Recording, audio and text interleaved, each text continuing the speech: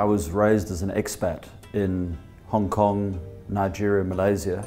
And when I started to work in the UK, I found the UK automotive industry was quite archaic, it was quite old-fashioned, it was quite regimented.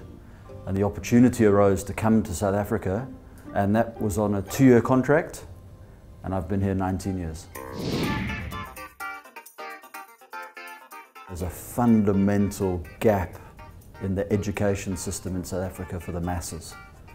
Every 3 or 4 years, we hand select 1 or 2 South Africans and we send them to the University of Karlsruhe to do a 3-year engineering degree in the Karlsruhe International School. Those individuals, when they come back, are clearly our top performing young engineers. So I spent roughly 2.5 years in Germany. Germans are very friendly, contrary to popular belief. We don't tolerate strikes. We know we have to live with them, and somehow we need to radically collaborate and become mature with the unions. So we pull forward orders. We take a warehouse off-site so that we can continue to supply from our buffer stock during the strike. At the end of the day, our customers didn't even know there was a strike. I chair an intervention called ASCII. It's got 4 parties: the component manufacturers, the car manufacturers, the Department of Trade and Industry, and NUMSA. And the intention is, by including NUMSA in that program, that we start to educate in the challenges and the risks that we face, because we're not competing against other South African companies. We're competing against the Chinese, the Indians, the Brazilians.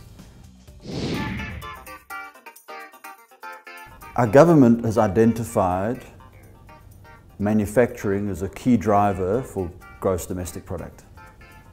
Within there, they've identified the automotive sector as a key sector within manufacturing.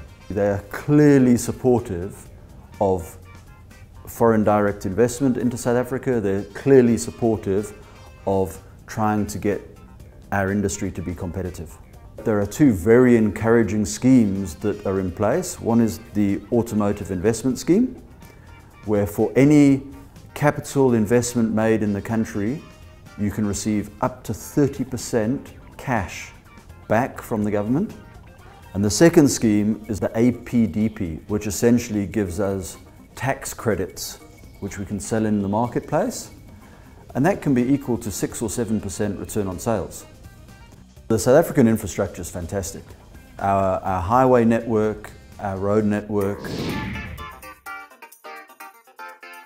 South Africa's got the right blend of working hard in a professional way, and the minute you walk out of here on a Friday afternoon, there's a fantastic lifestyle waiting outside that window, with the crashing waves of the Indian Ocean and the middle of winter being 24, 26 degrees.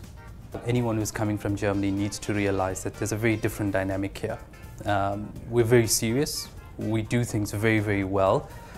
It might not be a very highly structured way, but the result is definitely the same. Definitely the same. You can't come to South Africa and be Germanic in the way you want to get people to react and respond to you.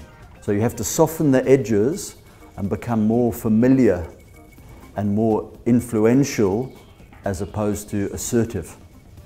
I say this to all of my friends: if South Africa had a decent ski resort, there'd be no reason to leave this country.